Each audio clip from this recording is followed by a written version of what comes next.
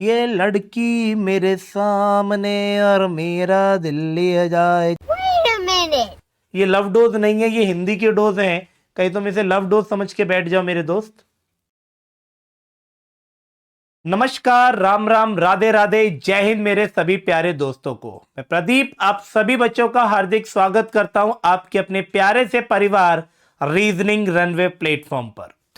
साथियों, सबसे पहले तो मैं उन सभी आप सभी स्टूडेंट्स को दिल से थैंक यू कहना चाहूंगा जिस तरीके से आपने मेरी वीडियो हिंदी साहित्य को इतना प्यार दिया, इतना सहारा उसे, इतने अच्छे से आपने उसको पढ़ा और काफी ज्यादा कमेंट्स के माध्यम से मुझे आप लोगों का प्यार मिल रहा है, उसके लिए तहे दिल से शुक्रिया मेरे दोस्तों।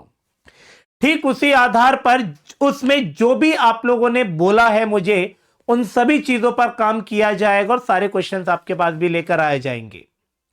साथियों, आज मैं लेकर आया हूं यूपीएसआई 2017 में जो जितने भी शिफ्ट में हिंदी के जो क्वेश्चंस हुए थे, उन हिंदी के क्वेश्चनों में से कुछ टफेस्ट क्वेश्चन मैं छांट के लाया हूं। अगर आप में से किसी भी बच्चे में दम है तो full out of full score करके दिखाइए। तो मैं ये कह सकता हूं कि जिस बच्चे ने full out of full score कर लिया ना, तो वो यूपीएसआई निश्चित है, ये समझ लीजिए 100% वो दरोगा बन गया। ठीक है, चलिए तो क्लास को स्टार्ट करते हैं। बेहतरीन से बेहतरीन क्वेश्चन है, मिस मत कीजिएगा एक भी सिंगल क्वेश्चन को। और क्वेश्चनों को आप देखेंगे तो लगेगा कि यहां रियलिटी में सर ने कुछ यहां पर यूनिकनेस किया है, कुछ लेकर आए हैं। ठीक है, चलिए तो पहला क्वेश्चन आपकी स्क्रीन पर मेरे प्यारे दोस्तों ये रहा। ठीक है, कि बूंद अघात सही गिरी कैसे, थल के वचन संत सह जैसे। इस पंक्ति में कौन सा अलंकार प्रयोग किया गया है? ऑप्शंस आपके सामने है, विभावना, दृष्टांत, रूपक और उपमा।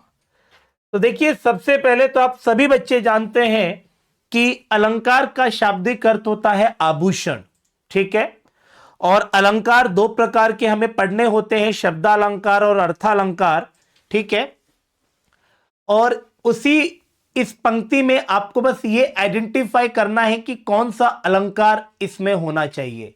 किसी भी अलंकार को पहचानने के लिए दो बातें विशेष तौर पे याद रखें।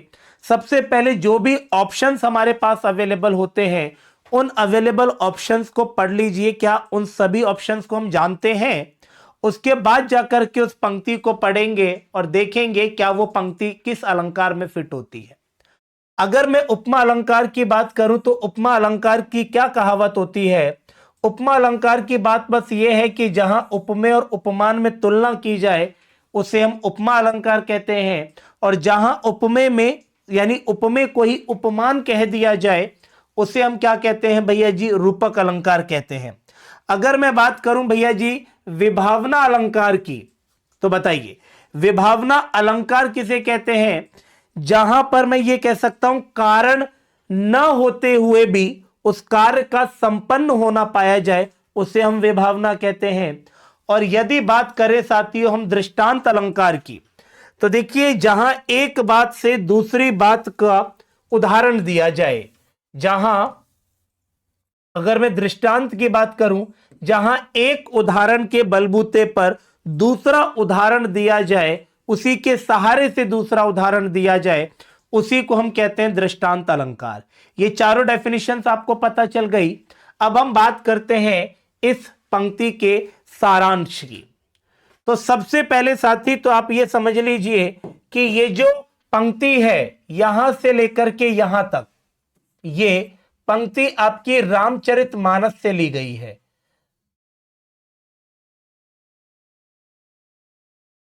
रामचरितमानस यानी कि गोस्वामी तुलसीदास के द्वारा लिखी गई एक पुस्तक है। किसके द्वारा? तुलसीदास के द्वारा लिखी गई एक पुस्तक है। तो उस पुस्तक में से इस पंक्ति को लिया गया है भैया जी। और इस पंक्ति में क्या कहा गया है आइए एक बहुत अच्छे से जानेंगे। बूंद अघात सही गिरी कैसे, जब बारिश की बूंदें मेरे दोस्त जब एक पर्वत पर पड़ती हैं, ठीक है, तो वो क्या कर लेता है? उसे सोख लेता है, उसे विचलित नहीं होने देता, उसे बिखरने नहीं देता। ठीक उसी प्रकार से खल के वचन संत सह जैसे, अर्थात जो भी कोई सज्जन व्यक्ति होता है, कोई संत महात्मा होता है, तो वो भी क्या करते हैं, दुष्ट पापी इंसानियों के कड़वे वचन को क्या कर लेते हैं, सह लेते हैं। ठीक है, वो उन पे कोई रिस्पॉन्स नहीं देते। ठीक है, जिस तरीके से पानी की बूंदों को पर्वत जो है वो सोख लेता है, विचलित नहीं होने देता, बिखरने नहीं देता, ठीक उसी तरीके से एक सज्जन व्यक्ति, एक महात्मा व्यक्ति क्या करता है, दुष्ट पापी इंसान के कड़वे वचन को भी पी जाता है, मतलब कि उस पर कोई रिस्पॉन्स नहीं करता। तो यहां पर एक उदाहरण के सहारे दूसरा उदाहरण दिया गया है। ठीक है, इसी को हम क्या कहते हैं भैया जी, दृष्टांत अलंकार कहते हैं।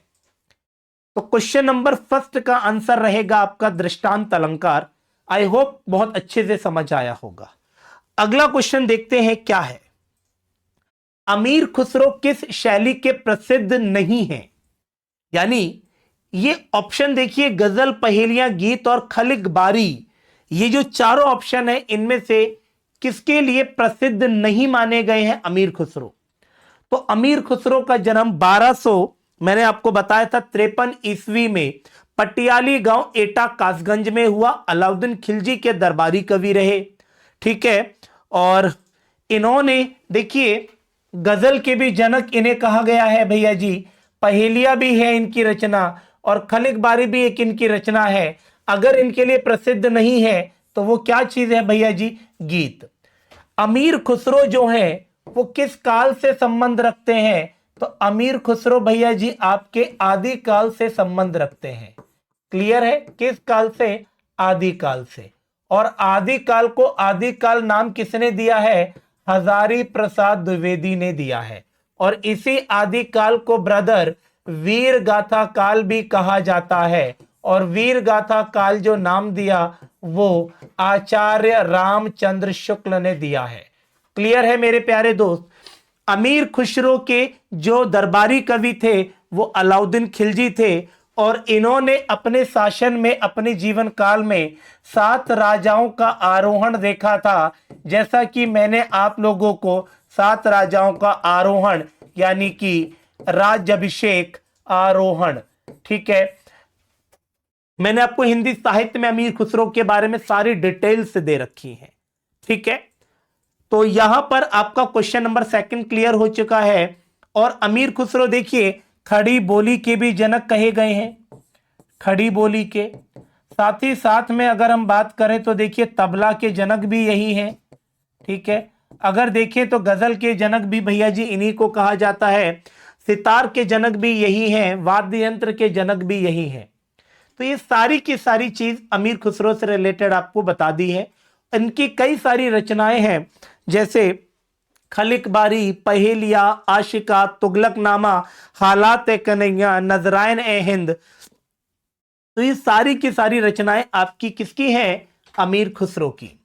और ये क्वेश्चंस जो हैं वो आए हुए हैं, जैसे क्वेश्चन यूपीएसआई की पहली शिफ्ट में आया था 12 दिसंबर 2017 को। अगला क्वेश्चन है आपका, यहां पर थोड़ी सी मिस्टेक है, मैं इसे करेक्शन कर देता हूं। ये लीजिए, परिंदे एक कहानी है जो कि इन चारों में से किसकी है? यह क्वेश्चन आपसे पूछा गया है। भीष्म साहनी, मुक्तिबोध, निर्मल वर्मा और प्रेमचंद। देखिए, क्या प्रेमचंद में परिंदे हैं? प्रेमचंद की तो कई रचनाएं हैं, आपने देखा होगा, कफन, गोदाम, ठीक है, शतरंज के खिलाड़ी आप कह सकते हैं, पंच परमेश्वर, सेवा सदन, ठीक है, पूस की रात, नमक का दारोगा, ठीक है, बूढ़ी काकी, ठीक है, मंगलसूत्र इनका जो अधूरा अधूरा उपन्यास रहा, ठीक है, ये सारी रचनाएं इनकी रही। भीष्म साहनी की एक रचना है जो कि मोस्ट इंपॉर्टेंट मानी जाती है भैया जी, तमस। ठीक है, अब मैं आपको इसकी पूरी की पूरी स्टोरी बताता हूं परिंदे की। तो परिंदे देखिए,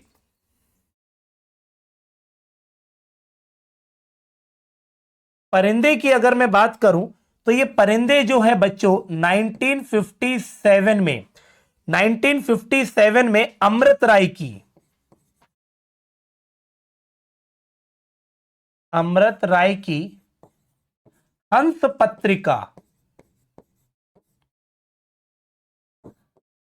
हंस पत्रिका में प्रकाशित हुई एक छोटी सी कहानी थी, और यहीं से भैया जी निर्मल वर्मा को क्या मिली, एक ख्याति मिल गई, एक फेम मिल गया था। परिंदे कहानी के जो लेखक हैं उनका नाम है भैया जी निर्मल वर्मा, पहली चीज तो ये याद रखेंगे। और निर्मल वर्मा जो परिंदे जिन्होंने लिखी है ये सन 1960 में लिखी है, 1960 में प्रकाशित हुई है, परिंदे याद रखिएगा 1960 में ये प्रकाशित हो चुकी थी। और एक बात और बताऊं, निर्मल वर्मा की देखिए परिंदे के अलावा एक इनकी है अंतिम अरण्य इनकी एक रचना है, साथ ही साथ में इनकी एक और रचना है कव्वे और काला पानी इनकी एक रचना है। और इसी रचना के लिए अगर हम बात करें तो 1985 में हिंदी साहित्य अकादमी पुरस्कार से इन्हें नवाजा जा चुका है, हिंदी साहित्य अकादमी पुरस्कार इन्हें मिला था।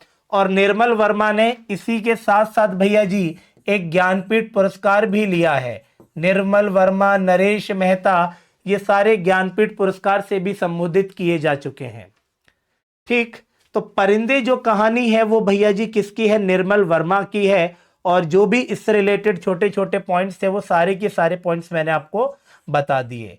ठीक है, अब आप देख लीजिएगा कि किसके कितने स्कोर हैं और कितने करते चले जा रहे हैं, इस चीज को याद रखेंगे आप सारे के सारे बच्चे।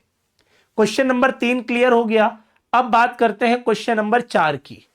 ठीक है, चलिए, तो क्वेश्चन नंबर 4 क्या कहता है कि दिए गए विकल्पों में से बिल्ली शब्द का बहुवचन क्या होगा, बताइए। बिल्ली शब्द का क्या पूछा है इन्होंने हमसे, बहुवचन पूछा है।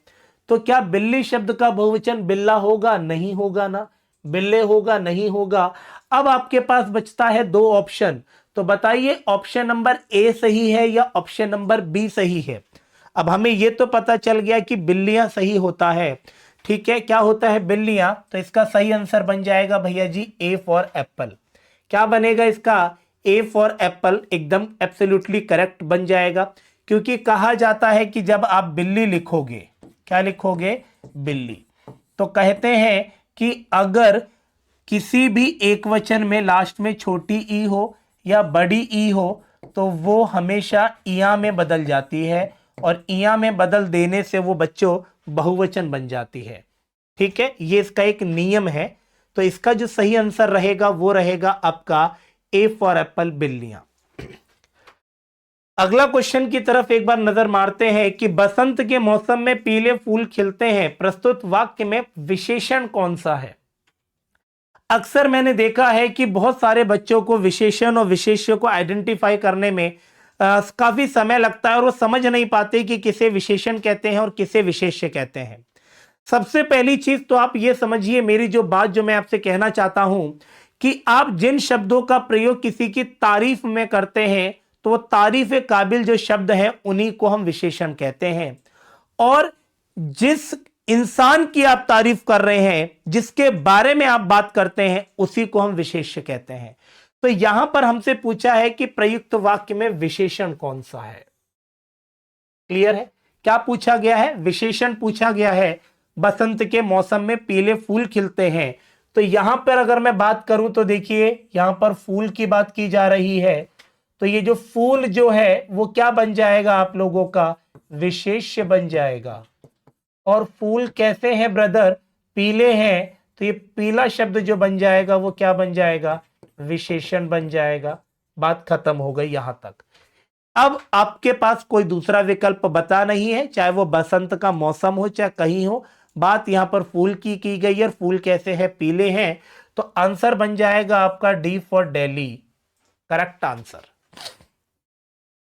ठीक है, अगला क्वेश्चन देखते हैं भैया जी क्या कहता है। क्वेश्चन नंबर 6 आपका और हमारा, दूर दूर तक विस्तृत था हिम, स्तंभ उसी के हृदय समान, यह पंक्ति किस अलंकार का उदाहरण है, यह हमें बताना है। उत्प्रेक्षा, प्रतीप, व्यतिरेक और संदेह अलंकार। देखिए सबसे पहली चीज कि अगर हम बात करें तो एक अलंकार होता है उपमा अलंकार। ठीक है, उपमा अलंकार में उपमेय और उपमान के मध्य क्या की जाती है, तुलना की जाती है। और उपमा का जो उल्टा होता है वही होता है कौन सा अलंकार, एक सेकंड बाद बताऊंगा। सबसे पहले हम इसके मतलब देख लेते हैं, इसका क्या मतलब है। देखिए यहां पर बोला गया है दूर दूर तक विस्तृत था हिम, यानी कि भैया दूर दूर तक चारों तरफ क्या फैली हुई थी, केवल बर्फ ही बर्फ फैली हुई थी। और इस प्रकार से फैली हुई थी कि स्तभ उसी के हृदय समान, यानी कि उसके मतलब एक शांत तरीके से पूरी तरफ चारों ओर शांति ही शांति। ठीक, तो यहां अगर आप देखेंगे तो देखिए एक अलंकार होता है मेरे साथियों आपका उपमा अलंकार। ठीक है, उपमा अलंकार। ठीक है, उपमा अलंकार का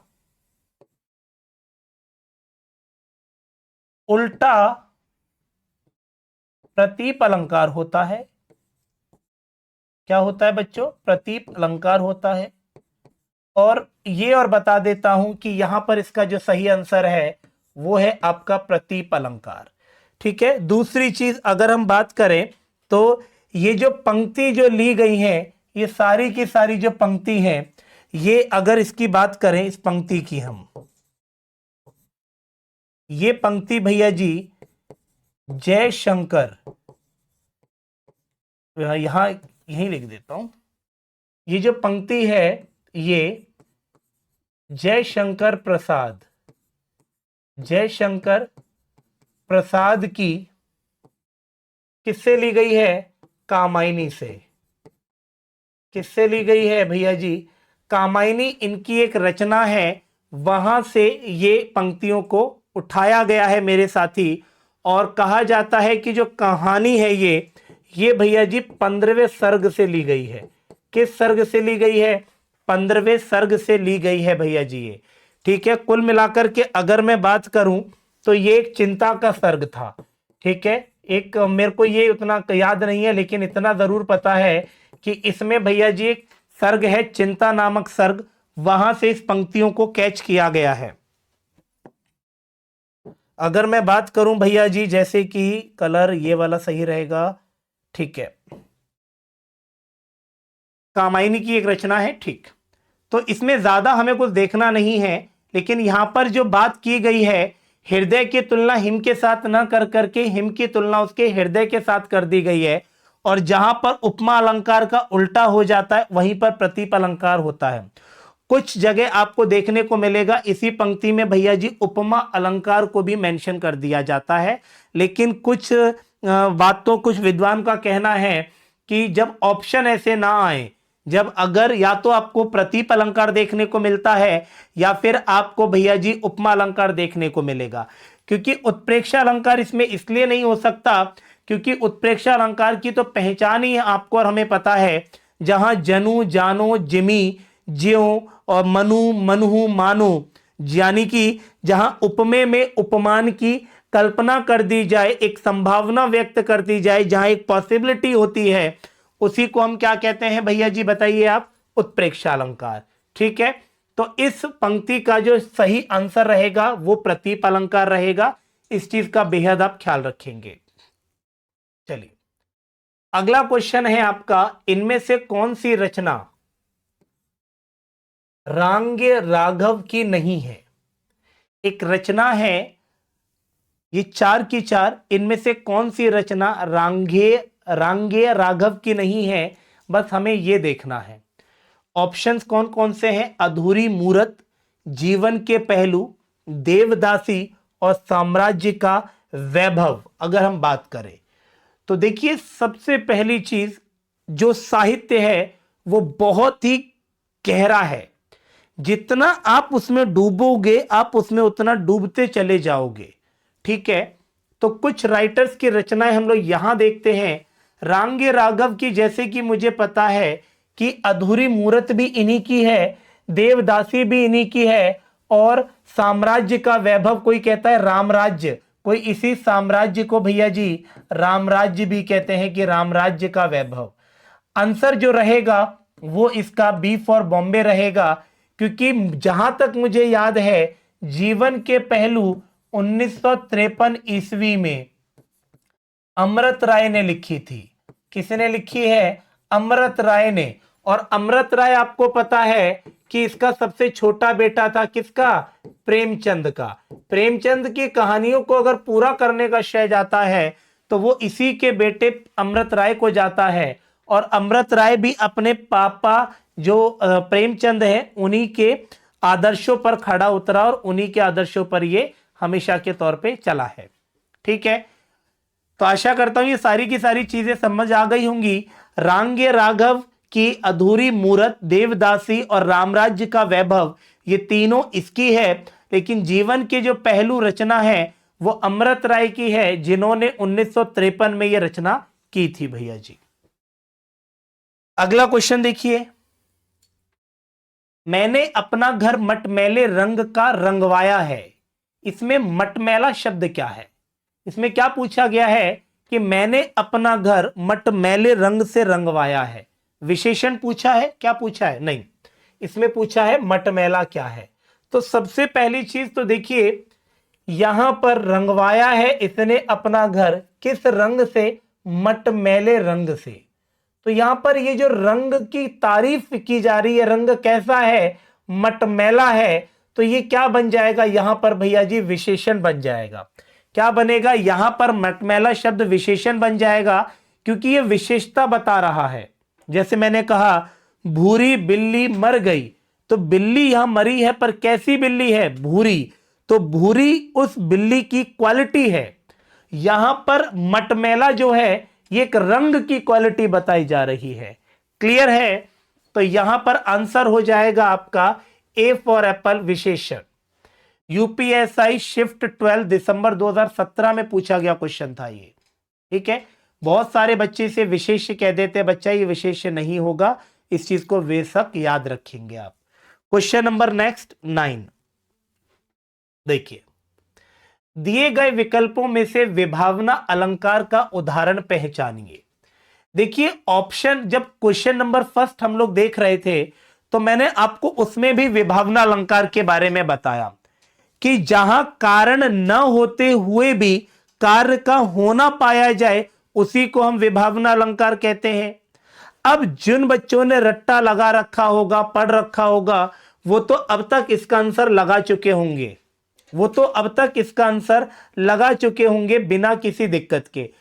ठीक है, लेकिन मैं यहां पर विभावना को एक बार और अच्छे से एक्सप्लेन करना चाहता हूं कि सर आप इसकी डेफिनेशन तो दे रहे हैं, एक छोटा सा एग्जाम्पल और दे दीजिए। तो इसका एग्जाम्पल देखिए, मैंने क्या कहा कि आपके पास बाइक नहीं है मान लीजिए, और मम्मा ने कहा बेटा जरा मार्केट जाकर के सामान ले आ। आपने क्या बोला? ठीक है मम्मी मैं जा रहा हूं ना, बाइक से मैं ले आऊंगा सामान। आपके पास बाइक नहीं है, फिर भी वो काम हो गया आपका। ठीक है, जैसे कि इसी पंक्ति के माध्यम से मैं आपको और अच्छे से एक्सप्लेन करा देता हूं। सबसे पहली चीज, बिनु पद चले सुने बिनु काना। यहां पर बोला गया है कि बिना पैरों के पैदल चल रहा है इंसान, और बिना कानों के वो इंसान क्या कर रहा है? सुन रहा है। तो हाउ इट इज पॉसिबल, जहां पर आपके पास साधन यानी कि मैं ये कह सकता हूं सोर्सेस अवेलेबल नहीं है, फिर भी वो काम पूरा हो रहा है, इसी को हम क्या कहते हैं? विभावना अलंकार कहते हैं। कहानी मेरी यहां पर खत्म नहीं होगी, अभी मैं आपको ऑप्शन ए, ऑप्शन बी और ऑप्शन सी इन तीनों को एक्सप्लेन करने जा रहा हूं। ठीक है, तो देखिए सबसे पहले हम इसकी अगर बात करें, या अनुरागी चित्त की गति समझी नहीं।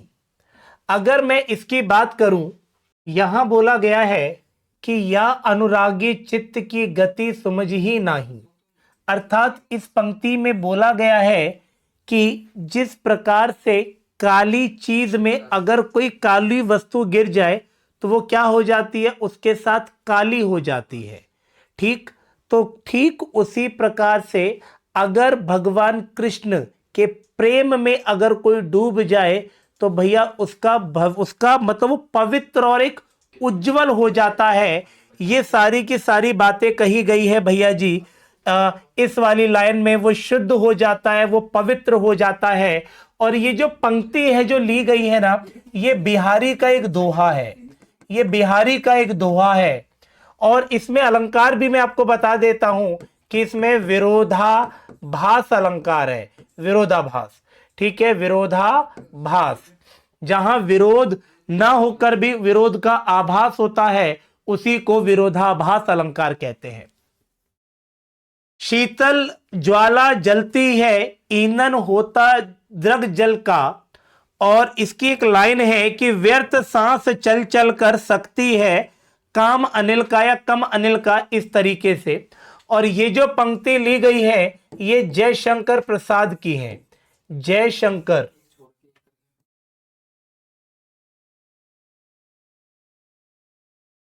क्लियर है, ये जयशंकर प्रसाद की पंक्ति ली गई है। और ये जो पंक्ति ली गई है ये किससे ली गई है भैया जी? इनकी एक रचना है आंसू। क्या है? आंसू से ली गई है। कहा गया है कि शीतल ज्वाला जलती है, यानी मेरे अंदर एक ठंडी सी ज्वाला जल रही है, और उस ज्वाला का जो ईंधन है वो मेरी आंखों के आंसुओं से पता चलता है। ठीक, फिर कहा गया है इंजन होता द्रग जल का, यानी उस आग का जो ईंधन है वो मेरे आंखों में पानी बन करके निकल रहा है। और मेरी जो सांसें चल रही हैं, जो मेरी व्यर्थ की सांसें जो चल रही हैं, वो उस आग को क्या कर रही हैं? और बढ़ावा दे रही है। ये कुछ इस प्रकार से कहा गया है। और इसमें भी ब्रदर मेरे कौन सा अलंकार है आपका? विरोधाभास अलंकार है। ठीक, श्याम और किमी कहां बखानी, ये जो पंक्ति है आपकी, ये रामचरितमानस गोस्वामी तुलसीदास ने जो 7 खंडों में लिखी है, उसमें जो पहला कांड है आपका बाल कांड, और बाल कांड में भी आपका एक छोटा सा सब कांड है जिसे हम कहते हैं पुष्प वाटिका। पुष्प वाटिका, यहां पर बोला गया है श्याम और किमी कहां बखानी, अर्थात भैया राम और लक्ष्मण के बारे में शब्दों से अगर व्याख्या की जाए तो वो कम है। इस प्रकार से बहुत सारी पंक्तियां आपको देखने को मिल जाएंगी। तो यहां जो अलंकार है क्वेश्चन नंबर 9 में, विभावना अलंकार हमें मिल गया है आपके ऑप्शन नंबर डी में। ठीक है, कोई जरूरी नहीं है कि ए और बी में अलंकार है तो सी में भी कोई अलंकार होगा। Go for next question, question number 10, that is Mirza Ghalib किस शासक के दरबारी कवि रहे थे? बताइए। बहादुर शाह, जफर, अकबर, शाहजहां और हुमायूं। सोचिए। मिर्जा गालिब, मिर्जा गालिब की तो 2-4 पंक्तियां मुझे अभी भी याद आती हैं कि कहा जाता है कि इश्क ने गालिब हमें निकम्मा कर दिया, वरना इंसान तो हम भी बहुत अच्छे रहा करे थे। मतलब अच्छे थे इस तरीके से। मिर्जा गालिब की क्या, फिर तो बहुत सारी क्वेश्चंस हैं, बहुत सारी शायरी हैं, बस किसी भी गालिब का नाम ले सकते हैं। ठीक है, देखिए सबसे पहली चीज तो मैं आपको यह बता देता हूं कि जो मिर्जा गालिब है ये बहादुर शाह जफर द्वितीय इसके दरबारी कवि रहे हैं। और ये इसी के दरबार में, ये समझ लीजिए, मैं अगर इनके बारे में कहूं तो ये इनके एक तो दरबारी कवि और साथ ही साथ में भैया जी इनके एक शिक्षक भी रहे हैं। यानी शिक्षक का काम, यानी कि बहादुर शाह जफर द्वितीय के ये गुरु भी रहे हैं। और इसके बारे में अगर मैं कहूं तो इन्हें 2 उपाधियां बहादुर शाह जफर ने मिर्जा गालिब को दी थी। और वो 2 उपाधियां क्या है? देखिए, एक उपाधि आपकी निकल कर आती है भैया जी नज्म, नज्म उद दौला, नज्म उद दौला, जिसे आप राज्य का सितारा कहते हैं, राज्य का सितारा कहते हैं। और एक उपाधि इन्हें मिली है दबीर उल मुल्क, दबीर उल मुल्क। इसका मतलब होता है राज्य सचिव, राज्य सचिव। इस चीज का बेहद ख्याल रखेंगे।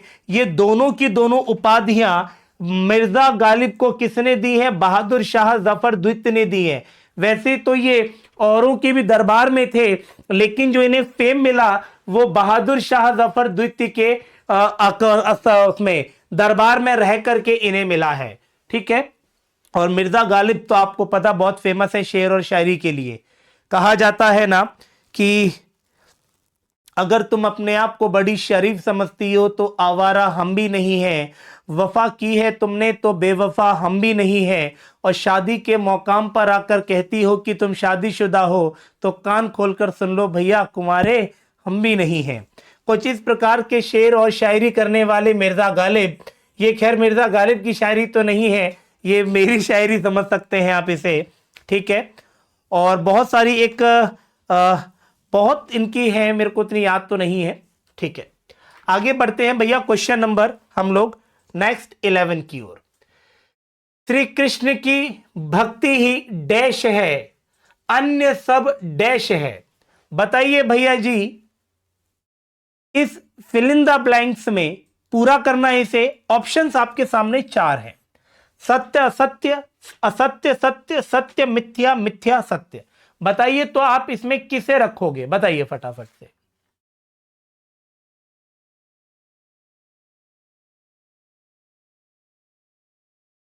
सोचिए।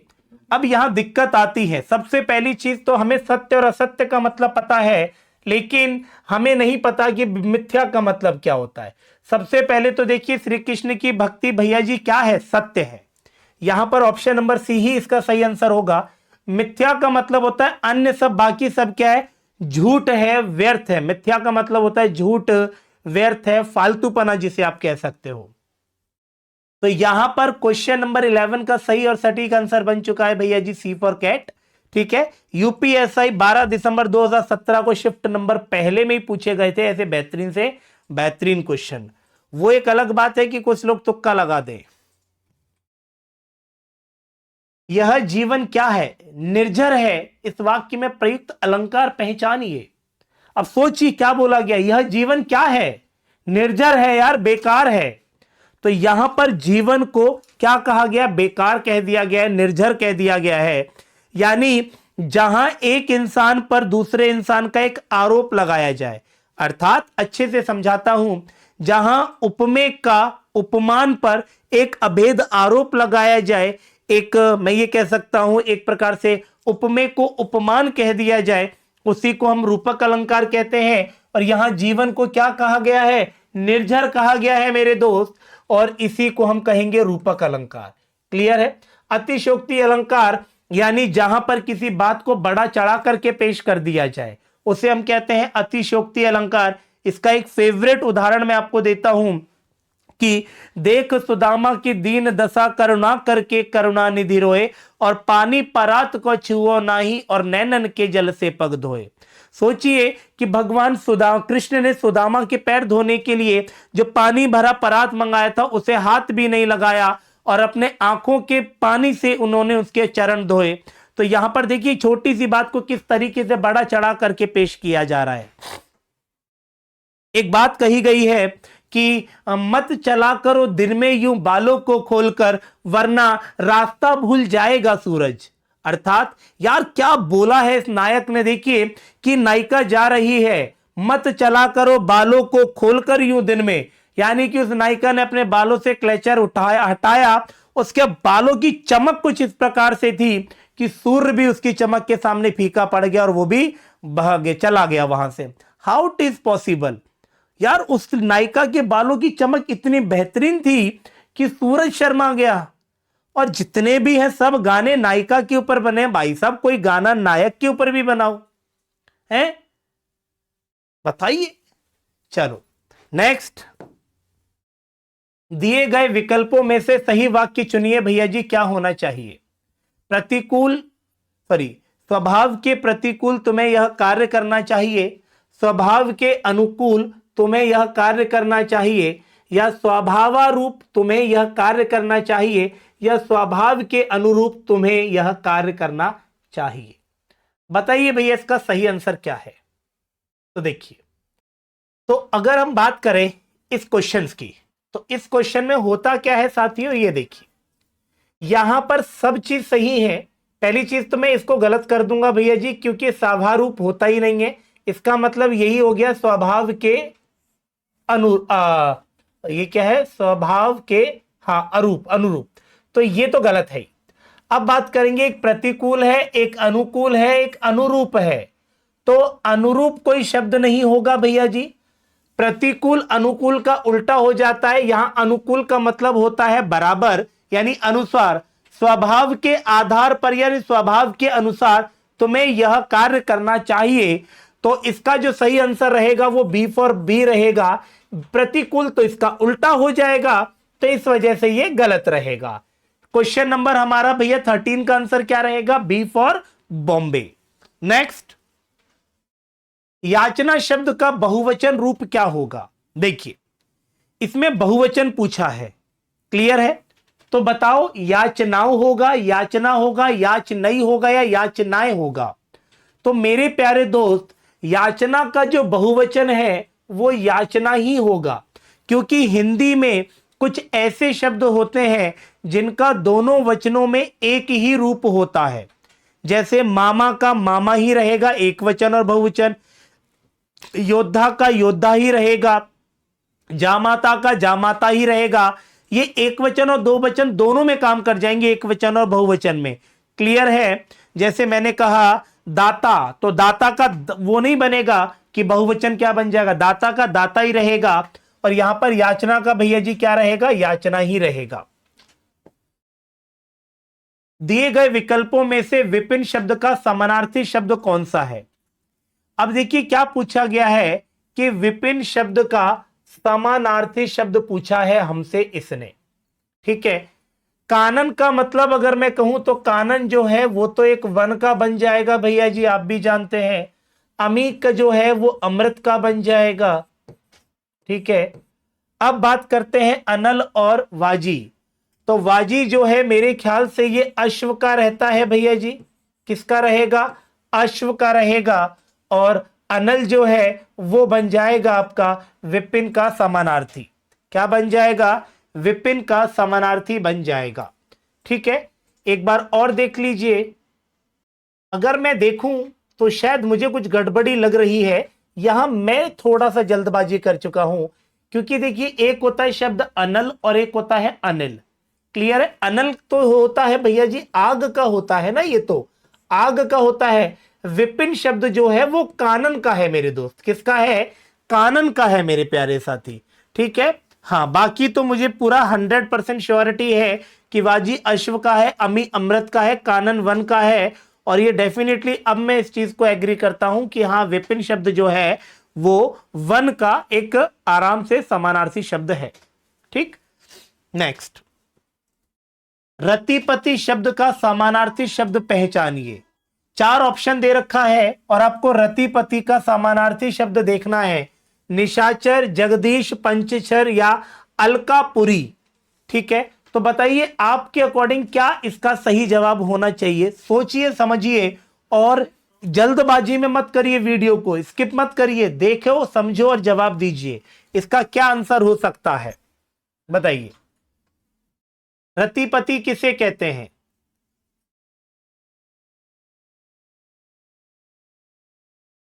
देखिए अगर हम बात करें भैया जी, ऐसे तो बहुत सारी चीजें निकल कर आएंगी। रतिपति जो है वो पंचशर का समानार्थी माना जाता है। किसका माना जाता है, पंचशर का। पंचशर किसे कहते हैं, देखिए पंचशर का होता है भैया जी काम। आप इसे मदन कह सकते हो, आप इसे कामदेव कह सकते हो। अब जाकर तो समझ आ गया होगा, जब कामदेव मैंने नाम लिखा तब जाकर के आधे से ज्यादा बच्चों को समझ आया होगा कि हाँ अब हमें पता चल गया। आप इसका भैया जी अनंग कर लीजिए, आप इसको अनंग कर लीजिए, आप इसको मनोज लिख दीजिए, आप इसका पर्यायवाची मनमथ कर दीजिए। ये कई सारे हैं इसके। और मीन केतु या मनी केतु भी करके एक इसका समानार्थी है। अगर आप बात करेंगे, देखिए अलकापुरी की अगर मैं बात करूं तो इसे कहते हैं भैया जी कुबेरपुरी। इसे आप कुबेर नगरी भी कह सकते हैं, कुबेर नगरी भी कह सकते हैं। साथ ही साथ में इसे आप अलकावती इसके समानार्थी हैं, और एक है इसका वसुसरा, वसुसरा, हाँ वसुधरा, वसुंधरा धरती का, ठीक है, वसुसरा। ठीक इसी तरीके से अगर जगदीश की अगर आप बात करेंगे तो जगदीश का क्या बन जाएगा, ईश्वर बन जाएगा, भगवान बन जाएगा। ठीक, और निशाचर तो आपको पता ही है, दैत्य हो गए, राक्षस हो गए, निशाचर हो गए। ठीक है, तो इसका जो सही आंसर है वो पंचशर है। रतिपति कामदेव का पर्यायवाची होता है, और कामदेव के इतने सारे पर्यायवाची मैंने आपको बता दिए। यहां पर बच्चे दिक्कत आ जाते हैं जगदीश में। निशाचर तो आपको पता है कि रात में चलने वाला दैत्य राक्षस जानो, मतलब कि आप ये कह सकते हैं जगदीश भगवान हो गए भैया जी, तो ये इसका है। अगला क्वेश्चन देख लीजिए एक बार। उसकी बात का उत्तर कोई ना देख सका, सब हो गए, यानी कि यहां पर सब हो गए एक फिल इन द ब्लैंक्स है। क्या है यहां पर, फिल इन द ब्लैंक्स है। उसकी बात का उत्तर कोई ना दे सका, और भैया सब डैश हो गए। सही विकल्प का चयन करना है इस रिक्त स्थान में। यहां पर रिक्त स्थान है निरादर, निरुत्तर, निरंतर या शर्मिंदा। तो बच्चों यहां पर जो एक सटीक जवाब आएगा वो क्या रहेगा कि उसकी बात का उत्तर ना को किसी ने नहीं दिया, सब की सब क्या हो गए, चुप हो गए, खामोश हो गए, शर्मिंदा नहीं हुए, चुप हो गए, यानी कि सब निरुत्तर हो गए। इसका सही जवाब आ जाएगा बेटा बी फॉर बॉम्बे, निरुत्तर। ठीक है, निरंतर जो लगातार चल रहा हो ऐसा तो हो ही नहीं सकता, क्योंकि उसके बाद का उत्तर किसी ने नहीं दिया, सारे के सारे शांत हो गए, चुप हो गए, यानी निरुत्तर हो गए। ढोल के अंदर पोल कहावत का अर्थ निम्नलिखित विकल्पों में से कौन सा होना चाहिए। ढोल के अंदर पोल, बताइए। कहीं ठौर ठिकाना नहीं, मूर्ख व्यक्ति शेखी बखारता है, औकात से बढ़कर सपने देखना, या दिखावा कुछ और गुण कुछ नहीं। तो देखिए साफ, देखिए ढोल के अंदर क्या है भैया जी, पोल है ना। ढोल के अंदर क्या है, पोल, यानी कि हमें दिखा कुछ रहा है और उसके अंदर गुण भैया जी कुछ भी नहीं है, कहीं और ठौर ठिकाना नहीं। तो इस कहावत का जो सही आंसर बन जाएगा वो क्या बन जाएगा, डी फॉर दिल्ली बन जाएगा। ठीक है, ये ढोलक है, ढोलक के अंदर क्या है बच्चा, पोल है, ये वाली चीज। आदमियों को भेड़ बकरी की तरह हाँकने का जमाना अब नहीं रहा। एकदम सत्य वचन है भैया जी। अब आप आदमियों को भेड़ बकरी की तरह नहीं हाँक सकते।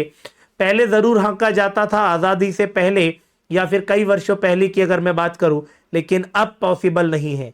लेकिन अब भी कुछ व्यक्ति ऐसे हैं जिनमें समझदारी अभी भी बहुत ज्यादा न के बराबर है। तो भैया अब क्या कर सकते हैं, छोड़िए इन बातों को, यहां पर हम पढ़ने आए हैं बस। ठीक है, तो बताइए कोष्ठक में दिए गए शब्दों का वचन बदलना है हमें, भेड़ बकरी। अब भेड़ बकरी का अगर हमें वचन बदलना है तो क्या होगा, भेड़ों बकरियां होगा, भेड़ों बकरियां हो जाएगा, या भेड़ बकरियों हो जाएगा, या भेड़ बकरियां हो जाएगा। देखिए मेन चीज क्या होती है, जब दो शब्द एक साथ दिए होते हैं ना, तो जो दूसरा शब्द होता है ना उसको बहुवचन में बदलना होता है, तो वो पूरे की पूरे दोनों शब्द बहुवचन में कन्वर्ट हो जाते हैं। भेड़ का अगर आप देखें तो भेड़े भी हो जाएगा, और लेकिन बकरी का क्या होगा, बकरियां, बकरियां हो जाएगा। लेकिन यहां पर क्या है, क्वेश्चन पूरा की पूरा दे रखा है, तो इसका क्या बन जाएगा, बकरी का। आदमियों को भेड़ बकरियों की तरह, बकरियां की तरह नहीं बच्चों, किसकी तरह, भेड़ बकरियों की तरह। अगर ये क्वेश्चन नहीं होता, केवल पूछा जाता भेड़ बकरी का बहुवचन बताइए, तो इसका भेड़ बकरियां हो जाता। ठीक है, याद रखना। दूसरी चीज, ये जो प्रयोग जो बहुवचन बनाया गया है ना, ये विभक्ति के साथ बनाया गया है। देखिए बहुवचन बनाने के दो नियम होते हैं, एक विभक्ति के साथ बनता है और एक बिना विभक्ति के बनता है। तो यहां विभक्ति के साथ बनाया गया है, इस चीज का विशेष ध्यान रखेंगे। ठीक है, जैसे कि एक एग्जांपल बताता हूं, मैंने लिखा लड़का। अगर आप लड़का का बहुवचन बना रहे हैं तो ये बन जाएगा भैया जी लड़के, ये विभक्ति रहित है। अगर विभक्ति सहित बनाना है तो आप इसको कर सकते हो भैया जी, लड़कों ने, लड़कों को, लड़कों के लिए, लड़कों, इस तरीके से। मतलब आप क्या लगा रहे हैं, आप इसमें विभक्ति चूज कर रहे हैं, और जहां विभक्ति लग जाती है मेरे साथी, वहां पर क्या बन जाएगा आपका बहुवचन। ठीक है, विभक्ति वाला जो रहता है वो बहुवचन है, ये भी बहुवचन है, लेकिन ये विभक्ति रहित और ये विभक्ति सहित। बोध शब्द का समानार्थी शब्द कौन सा होगा? अनुभूति करना, विस्मृति, या बोझ, या फिर शांत? बताइए भैया, बहुत ही बेहतरीन सा क्वेश्चन है ये, बोध। तो आपको क्या लगता है कि बोध का सही आंसर क्या होना चाहिए? तो यहां अगर मैं बात करूं तो देखिए, अगर आप बोध की बात करें तो बोध का मतलब होता है जानना, ज्ञानना, ज्ञान लेना, यानी एक प्रकार से अनुभव करना, यानी एक प्रकार से अनुभूति होना। तो इसका जो सही जवाब रहेगा वो ए फॉर एप्पल रहेगा। शांत नहीं होगा, बोध का मतलब शांत नहीं होता। बोझ मतलब कि हैवीपन जिसे हम कहते हैं, भारीपन, वो नहीं होगा। और विस्मृति तो पॉसिबल है ही नहीं। तो बोध का जो समानार्थी शब्द रहेगा वो अनुभूति रहेगा। ठीक है, यानी कि मैं ये कह सकता हूं, अगर ऐसे नहीं समझ पा रहे हैं बहुत सारे बच्चे, तो अनुभव कह लीजिए आप इसे बस। विस्मृति करना यानी कि अंदर अपने सींचना। किस वाक्य में प्रविशेषण नहीं है, ये क्वेश्चन हमसे पूछा गया है। 4 ऑप्शंस हैं आपके सामने, प्रविशेषण नहीं है, इसको जरा अपने ध्यान में रखेंगे, प्रविशेषण नहीं है। अब देखिए, सबसे पहले हम बात करेंगे प्रविशेषण की। तो इसमें क्या होता है, प्रविशेषण एक बहुत अच्छी बात है। और बात यह है मेरे साथी, मैंने कहा कि 3 शब्दों का ख्याल रखना है, एक विशेषण, एक प्रविशेषण और एक विशेष्य। जो शब्द संज्ञा सर्वनाम शब्द की विशेषता बताते हैं उन्हें हम विशेषण कहते हैं, और जिन संज्ञा सर्वनाम शब्दों की विशेषता बताई जाती है उन्हें हम विशेष्य कहते हैं। और जिन शब्दों, यानी कि जिन शब्दों से हम विशेषण की भी विशेषता बताते हैं, दर्शाते हैं, उन्हें हम क्या कहते हैं, प्रविशेषण कहते हैं। इनको समझने से पहले एक छोटा सा एग्जाम्पल बोल देता हूं मैं। जैसे मैंने लिखा, श्वेता बहुत सुंदर है। अगर मैंने लिखा कि श्वेता बहुत सुंदर है, तो यहां पर हम देखेंगे किसकी विशेषता बताई है हमने, श्वेता की। तो श्वेता क्या बन जाएगी आपकी, विशेष्य बन जाएगी। ठीक है, श्वेता कैसी है भैया जी, सुंदर। तो ये सुंदर शब्द क्या बन गया आपका, ये बन गया बच्चों विशेषण। अब श्वेता सुंदर तो है, कितनी सुंदर है भैया जी, बहुत सुंदर है। इस बहुत ने इसको और बड़ा चढ़ा करके बता दिया, तो इसी को हम क्या कहते हैं, प्रविशेषण कहते हैं। क्या कहते हैं साथी, प्रविशेषण कहते हैं। तो हमें क्वेश्चन नंबर 21 में यह पूछा गया है कि बताइए इन चारों ऑप्शन में से ऐसा कौन सा ऑप्शन है जिसमें प्रविशेषण नहीं है। मुझे तो थोड़ी ही भूख है, बच्चे समझदार हो गए हैं, अरे बहुत ही सुंदर फूल है, आजकल संतरे कुछ ज्यादा खट्टे हैं। तो इसमें पूछा है कि ऐसा कौन सा सेंटेंस है जिसमें प्रविशेषण नहीं है। तो देखिए, यहां पर संतरों की बात की जा रही है। संतरे कैसे हैं, खट्टे हैं, और कितने खट्टे हैं, ज्यादा खट्टे हैं। तो ये बन गया विशेष्य, ये बन गया विशेषण, और ये बन गया प्रविशेषण।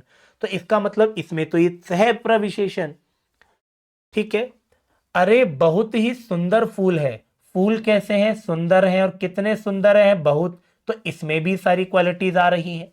बच्चे समझदार हो गए हैं, बच्चे कैसे हैं, समझदार, बस बात खत्म। तो इसी में इसका आंसर मिल गया कि इसमें प्रविशेषण नहीं है। मुझे तो थोड़ी ही भूख लगी है, ठीक है, मुझे तो क्या लगी है, भूख। और भूख कितनी है भैया जी, थोड़ी। ठीक है, तो आप देखेंगे बच्चे समझदार हो गए हैं। तो इस प्रकार जिसका सही जवाब रहेगा वो रहेगा बी फॉर बॉम्बे। ठीक है, अब बताइए भैया, यहां अगर किसी बच्चे को कोई डाउट है क्या?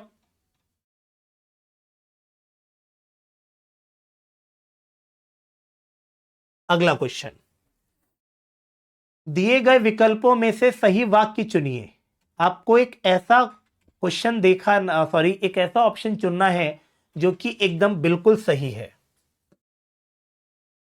डर के मारे चोर दौड़ गया, परिवर्तन से ही विकास के कारण आगे बढ़ते हैं, ललित को 2 बेटियां हैं, कर्म ही जीवन की कसौटी है। अगर आप देखेंगे इसमें सही वाक्य चुनने के लिए बोला है तो गलतियां कहां कहां हैं, कैसे कैसे हैं, एक नजर डालते हैं। कर्म ही जीवन की कसौटी नहीं होता बच्चों, कसौटी होता है। तो यहां सबसे पहली चीज तो ये हो गया गलत। ललित को दो बेटियां हैं, नहीं, ललित की दो बेटियां हैं, इस तरीके से होना चाहिए। और डर के मारे चोर जो है दौड़ गया, नहीं भैया जी, यहां पर आएगा चोर भाग गया। तो इसका जो आंसर बन गया वो बन गया आपका बी फॉर बॉम्बे। ऑटोमेटिकली पहली बारी में समझ आ गया था कि परिवर्तन से ही विकास के चरण आगे बढ़ते हैं। इसमें किसी प्रकार की कोई दिक्कत नहीं है, कोई दुविधा नहीं है, कोई सिंगल डाउट नहीं है। अगला क्वेश्चन, अध्यापिकाएं इस शब्द के वचन के आधार पर निम्नलिखित विकल्पों में से सही संधि विच्छेद का चयन कीजिए। यानी अगर हम इसका संधि विच्छेद करें तो संधि विच्छेद किस आधार पर करेंगे, हमें बस यह देखना है। अगर आप देखें तो अध्यापिका के साथ ए जोड़ने से क्या अध्यापिकाएं बनेगा, नहीं बनेगा। ऑप्शन नंबर ए पूरी तरीके से गलत। ठीक है, अध्यापिका के साथ ए जोड़ेंगे तो बनेगा, नहीं बनेगा। इकाएं जोड़ेंगे तो भैया नहीं बनेगा। आंसर बन जाएगा बी फॉर बॉम्बे, क्योंकि अध्यापिकाएं शब्द के साथ अगर हम ए जोड़ेंगे तो ये बन जाएगा अध्यापिकाएं। ठीक है, ऐसे ही देखिए बहुत सारे शब्द होते हैं कि अगर स्त्रीलिंग शब्द के अंत में अ आए तो उसके स्थान पर भैया जी ए जोड़ने से बहुवचन बनता है, और आ जाए तब भी भैया जी बहुवचन बनता है ये जोड़ने से। जैसे मैंने कहा एक शब्द लिखा मैंने आपका झील, तो झील शब्द क्या है, स्त्रीलिंग है, और इसके अंत में क्या है अ। अगर मुझे इसका बहुवचन बनाना है तो ये क्या बन जाएगा, झीलें, इस प्रकार से। ठीक है, अगर मैं आपसे कहता हूं कि शाखा, शाखा क्या है, स्त्रीलिंग शब्द है, अगर इसका बहुवचन बनाना है तो शाखाएं ऐसे करके इस तरीके से बनता है मेरे दोस्त, इसका जरा विशेष ध्यान रखना। ठीक है, चले आगे बढ़ते हैं। क्वेश्चन नंबर 24, झूठा सच के लेखक कौन है। बेहतरीन सा क्वेश्चन है भैया जी। तो बताइए झूठा सच, एक झूठे सच के लेखक बताना है। ये कहानी है तो आपको बस ये बताना है कि इसके राइटर कौन है, मैथिली शरण गुप्त, विष्णु प्रभाकर, कबीरदास या यशपाल। तो आप सभी बच्चे जानते हैं कि कबीरदास ने, तो इनकी जो ये तो वैसे ही अगर मैं बात करूं, कबीरदास तो पढ़े लिखा तो वैसे ही नहीं था। धर्मदास ने भाई साहब इनकी रचनाओं का संकलन किया था, और इनकी 3 रचनाएं बड़ी फेमस मानी गई हैं। कौन कौन सी बता दीजिए। एक ही है बीजक, जो कि 3 भाग में है, सबद, साखी और रमैनी के संदर्भ में। ठीक है, अगर हम बात करें विष्णु प्रभाकर की, तो भैया जी आवारा मसीहा किसकी है, भैया जी विष्णु प्रभाकर की है। टूटते परिवेश किसकी है, विष्णु प्रभाकर की है। मैथिली शरण गुप्त की तो बच्चा बच्चा जानता है भैया जी। तो इसका मतलब ये झूठा सच जो है ये भैया जी किसकी बन गई, यशपाल की बन गई। यशपाल की एक रचना है जिसका नाम है भैया जी झूठा सच। और देखिए आपने अभी जो मेरा साहित्य पढ़ा ना, उसमें मैंने लिखाया भी है ये। और इसके बारे में एक चीज बता देता हूं कि यशपाल ने इसे 2 भागों में प्रकाशित किया गया था, जिसका पहला भाग 1958 में लॉन्च हुआ और इसका दूसरा भाग 1960 में लॉन्च हुआ। अगर हम बात करें झूठा सच में भारत और पाकिस्तान विभाजन के संदर्भ में बातें कही गई हैं, इस चीज को याद रखिएगा। ठीक है, तो ये किसकी रचना है भैया जी, झूठा सच यशपाल की है। मैथिली शरण गुप्त की कौन सी है बता दीजिए, कमेंट बॉक्स में लिख दीजिए सारी की सारी रचनाएं। अगला क्वेश्चन, विकल्पों में से पुल्लिंग शब्द का चयन करना है। ठीक है, इसमें स्त्रीलिंग नहीं पुल्लिंग पूछा है। आराम से देखिए, सोचिए, समझिए और पढ़िए। तपस्विनी, परोपकारिणी, तेजस्वी और हंसिनी। तो इसमें पूछा गया है पुल्लिंग शब्द कौन सा है। हंसनी तो अपने आप में एक स्त्रीलिंग शब्द है। ठीक है, अगर आप देखेंगे तपस्वी का बनता है तपस्वनी। ठीक है, तपस्वी शब्द पुल्लिंग है, तपस्वनी स्त्रीलिंग है। परोपकारी शब्द पुल्लिंग है और परोपकारिणी आपका स्त्रीलिंग है। तो इसका आंसर बन जाएगा तेजस्वी, और इसका अगर मैं स्त्रीलिंग बनाना चाहूं तो तेजस्वी का बन जाएगा तेजस्विनी। क्या बन जाएगा? तेजस्विनी।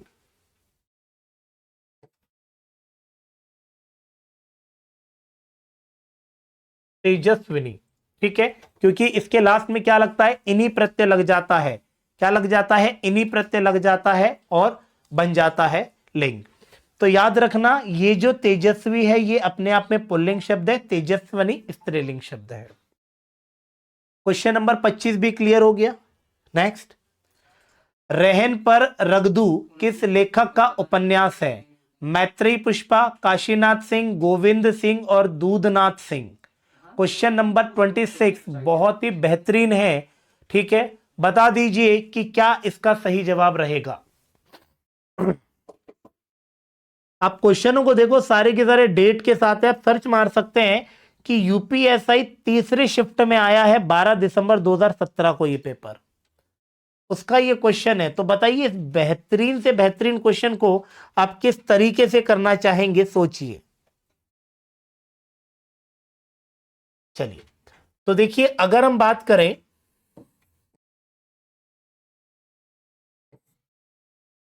रेहन पर रगदू, ये जो रचना है ना भैया, ये काशीनाथ सिंह की है। किसकी है ब्रदर? ये काशीनाथ सिंह की है। और काशीनाथ सिंह को इसी रचना के लिए सन 2011 में अकादमी यानी हिंदी साहित्य अकादमी पुरस्कार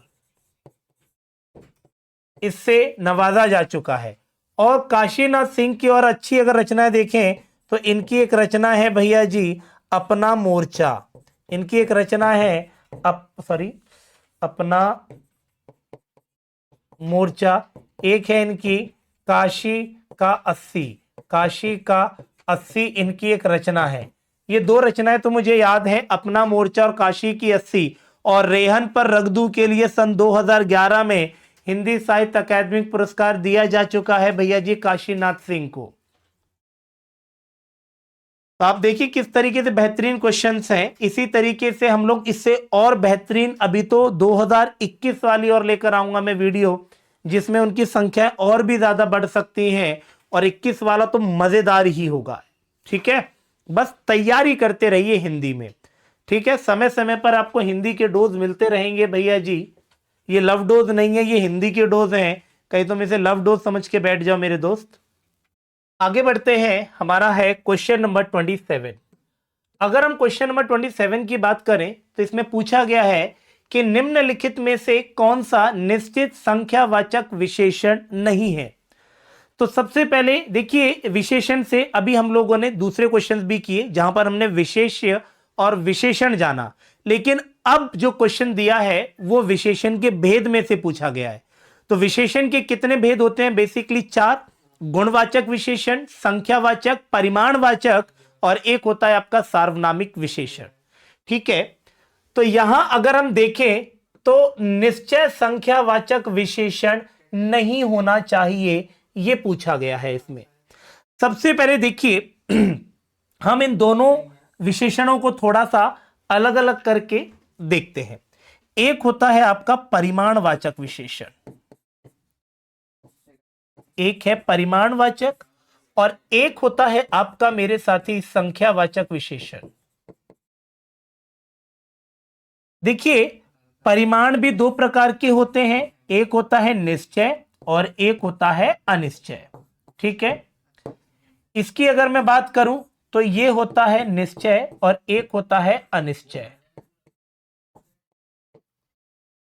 परिमाण और संख्या दोनों में केवल एक छोटा सा फर्क है, और वो फर्क क्या है कि परिमाण में वो सारी की सारी चीजें आएंगी जिसे मापा और तोला जाता है, जिसे मापा जाए, जिसे तोला जाए। यानी कि मैं ये कह सकता हूं, जो भी एक क्वांटिटी वाली जो चीज रहेगी ना, वो सारी की सारी आपकी परिमाण में जाएगी, ठीक है। और जो ऐसी चीज, जो ऐसी वस्तु जिसे हम काउंट कर सकते हैं, गिन सकते हैं, तो वो आपकी संख्यावाचक में जाएगी। तो यहां पर पूछा गया है निश्चित संख्यावाचक, इसकी बात की गई है। एक बार हम ऑप्शंस को पढ़ लेते हैं। कुर्ते के लिए 2 मीटर कपड़ा चाहिए, यहां पर 2 मीटर का जिक्र किया गया है, ठीक है। चाय में 50 ग्राम चीनी चाहिए, यहां 50 ग्राम चीनी की बात की गई है। यहां सैकड़ों लोगों की बात की गई है और विकल्प नंबर डी में 1 किलो आम की बात की गई है। सबसे पहली चीज तो इस क्वेश्चन को देख करके मुझे थोड़ा सा दिक्कत ये आ रहा है कि यहां पर देखिए बोला क्या गया है। बोला यह है निश्चित संख्यावाचक, लेकिन जो मैं ऑप्शन देख पा रहा हूं ये मुझे सारे के सारे परिमाण के लग रहे हैं, परिमाणवाचक के लग रहे हैं। अगर संख्यावाचक होना चाहिए, जैसे मैंने कहा कि मेरे पास हिंदी की 2 पुस्तकें हैं। अब हिंदी की 2 पुस्तकें हैं तो इसका मतलब 2 हैं। अगर मैं आपसे कहूं कि मेरे पास हिंदी की कई या बहुत सारी पुस्तकें हैं तो इसे मैं रखूंगा अनिश्चयवाचक सर्वनाम में। अब यहां 2 मीटर कपड़ा, अब ये कपड़ा शब्द जो है मुझे नहीं लगता कि वो संख्या में आना चाहिए, वो आना चाहिए बच्चों आप लोगों का परिमाणवाचक में। तो मेरा ऐसा मानना है कि इस क्वेश्चन में संख्यावाचक की जगह इन्हें दे देना चाहिए निश्चित परिमाणवाचक, ये होना चाहिए। लेकिन यहां बोला गया निश्चित संख्यावाचक, तो इसका जो सही आंसर हो जाएगा वो हो जाएगा सी फॉर कैट, क्योंकि सैकड़ों लोग मारे गए। अब सैकड़ों लोगों में हमें एक फिक्स नहीं पता कि कितने लोग मारे गए, इसमें 100 भी हो सकते हैं, 200 भी हो सकते हैं, 300 भी हो सकते हैं। लेकिन अगर ये हमारे पास डाटा एकदम एग्जैक्ट वैल्यू में होता तो हम उसमें लगा देते। तो मेरे अकॉर्डिंग क्या इस सभी का आंसर क्या होगा भैया जी, सी फॉर कैट। क्वेश्चन नंबर 28 की ओर मूव ऑन करते हैं दोस्त। देखिए हिंदी को विकास प्रदान करने वाली भाषा कौन सी है, बहुत ही महत्वपूर्ण क्वेश्चन है। 2017 यानी 13 दिसंबर 2017 शिफ्ट नंबर 3 में पूछा गया क्वेश्चन है। ठीक है, सबसे पहली चीज हिंदी को विकास प्रदान करने वाली भाषा के बारे में बात की गई है। तो इससे पहले हम एक छोटा सा कॉन्सेप्ट समझेंगे कि भाषाओं का एक सही क्रम क्या है। तो भाषाओं का जो एक सही क्रम है वो कुछ इस प्रकार से है, देखते हैं। सबसे पहले किस भाषा का अस्तित्व था भैया जी, आपकी संस्कृत। संस्कृत के बाद आती है आपकी पाली। पाली के बाद आती है बच्चों आप लोगों की प्राकृत। प्राकृत के बाद आती है भैया आप लोगों की अपभ्रंश, और अपभ्रंश के बाद आती है आपकी अवहट्ट, और अवहट्ट के बाद आती है आपकी आधुनिक हिंदी जो आज के समय में है। और इस आधुनिक हिंदी को कुछ विद्वान आधुनिक हिंदी न कह करके इसे हिंग्लिश कहते हैं। हिंग्लिश का मतलब होता है साथी इंग्लिश और हिंदी का कॉम्बो। ठीक है, आपने एक बात देखी होगी कि कोई भी व्यक्ति अगर जब भी बात करता है तो वो शुद्ध हिंदी में न बोल करके हिंदी के साथ साथ कुछ इंग्लिश के शब्द का भी जिक्र कर बैठता है। हम नहीं पूछते कि घड़ी में समय क्या हुआ है, हम अक्सर पूछ लेते हैं कि भैया घड़ी में टाइम क्या हुआ है। अगर हमने यहां समय की जगह टाइम यूज किया है तो ये क्या है, इंग्लिश का शब्द है। तो आज के जमाने में हिंदी और इंग्लिश दोनों का कॉम्बो चल रहा है। ये भाषाओं का सही क्रम है। ठीक है, जिस तरीके से हर चीज में परिवर्तन होता है समय के आधार पर। पहले कहां कीपैड वाले सेलफोन्स आया करते थे और आज हमारे पास टच एंड्रॉइड सेलफोन्स, सारे सेलफोन्स हैं। तो ये देखिए कहा जाता है कि जिस समय संस्कृत का अस्तित्व था उस समय संस्कृत को बोलने वाली जो पीढ़ी उस समय की है उसे संस्कृत को बोलने में और समझने में काफी ज्यादा कठिनाइयां हो रही थी। तो वहां से एक छोटा सा परिवर्तन हुआ संस्कृत भाषा में और इसका नाम हुआ भैया पाली। पाली के बाद प्राकृत। पाली फेमस क्यों मानी जाती है, क्योंकि महात्मा गौतम बुद्ध ने जो अपने उपदेश दिए थे सारनाथ में वो सर्वप्रथम किस भाषा में दिए भैया जी, पाली। प्राकृत भाषा इसलिए फेमस है क्योंकि इसमें आपका जैन साहित्य लिखा गया है।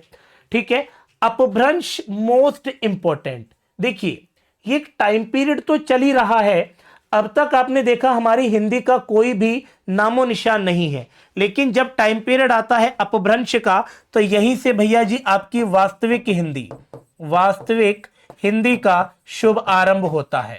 तो हिंदी की जो पैदा जो होने वाला जो समय माना गया है वो अपभ्रंश से माना गया है और अपभ्रंश से ही हमें भैया जी हिंदी का विकास मिला है। तो इसका आंसर क्या बन जाएगा, बी फॉर बॉम्बे, अपभ्रंश। दूसरी चीज, संस्कृत भाषा को हिंदी की जननी कहा जाता है। इवन हिंदी संस्कृत की ही जननी नहीं, मैं ये कह सकता हूं संस्कृत से तो काफी सारी भाषाओं ने जन्म लिया है। ठीक है, और दूसरी चीज, अगर आपको थोड़ी सी नॉलेज होगी तो इसी अपभ्रंश को डॉक्टर भोलानाथ तिवारी ने 7 भागों में रखा है।